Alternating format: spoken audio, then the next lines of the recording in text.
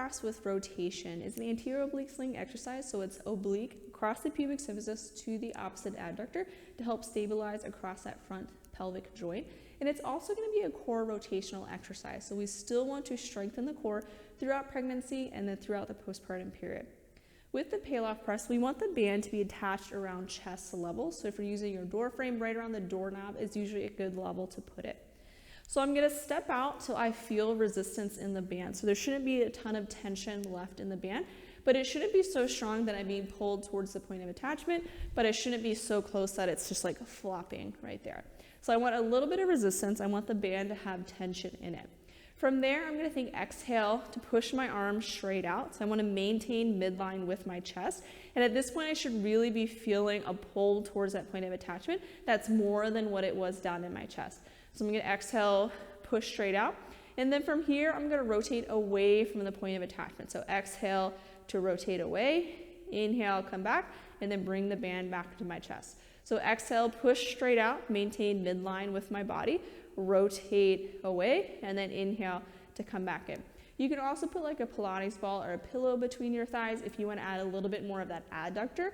So I would exhale to squeeze that ball, push out, and then rotate away. Now, if I wanted to advance this movement or I wanted to add more asymmetry to it, I could first stagger the stance. So I'm going to have my stance be a little bit more staggered. And then as I exhale, I'm going to push the band out, and then I'm going to rotate away as I drop into my lunge. So I can do this in two movements where I push the band straight out, drop into my lunge, and then rotate away, come back, stand back up, bring the band back in. So we see there's three different steps. So I push out, drop into my lunge, rotate away, come back, stand up, bring the band back in, or I can do it more simultaneously. So doing movements more simultaneously will require a little bit more coordination, making the movement a little bit more challenging. So I'm going to push out, rotate away, and then come back in. So push out, rotate away, come back in. So the push out is still going to be its own step.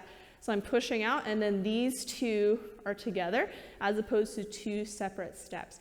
Now, another way to advance this is to add an actual lunge to it. So the feet are going to be moving. So this is a more stationary position in an asymmetrical stance, and then this is going to involve movement. So I'm going to step back, so push the band back, step back into my lunge, and rotate, and then step back. So you can see it's more simultaneous movement. Or I can add those three different steps again. So I'm pushing the band out.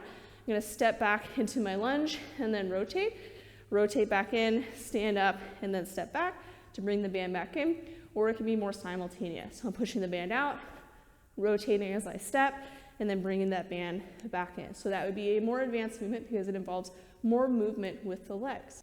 Now, some other variations of this that involve the asymmetry but maybe are a little bit easier would be bring it down to the floor.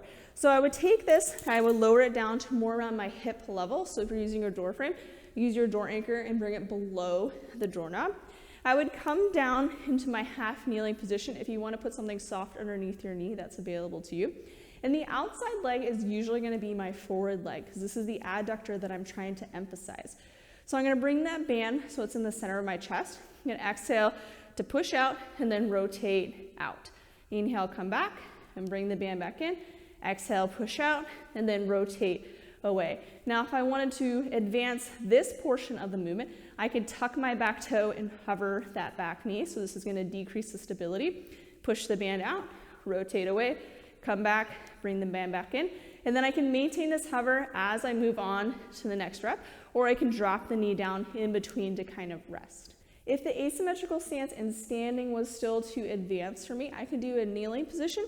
So I'm going to bring both knees down to the floor. So I have my even stance, push the band straight out, and then rotate away, come back in, bring the band straight in. So everything with all of these rotations is we're pushing out, and then we have some sort of rotation, and then whether or not we involve the legs will vary depending on the advancement. So choose the variation that works best for you, either our standing variation, or we're going to push the band straight out, making sure that band is around chest level. So we can push that band straight out and then rotate away. We can do our split or staggered stance where we're going to push the band out and then drop into our lunge, come back up, bring the band back in. We can actually step back into a lunge, which is going to add more movement. So pushing out, step back and rotate, step back, bring the band back in. And then we can bring it down to the floor if we need some more stability. So dropping that band down to about hip level, outside leg is gonna be forward, push that band out, rotate away. I can hover that back knee, and then I can bring both knees down to even the stance. So this is gonna be the regress version of the standing.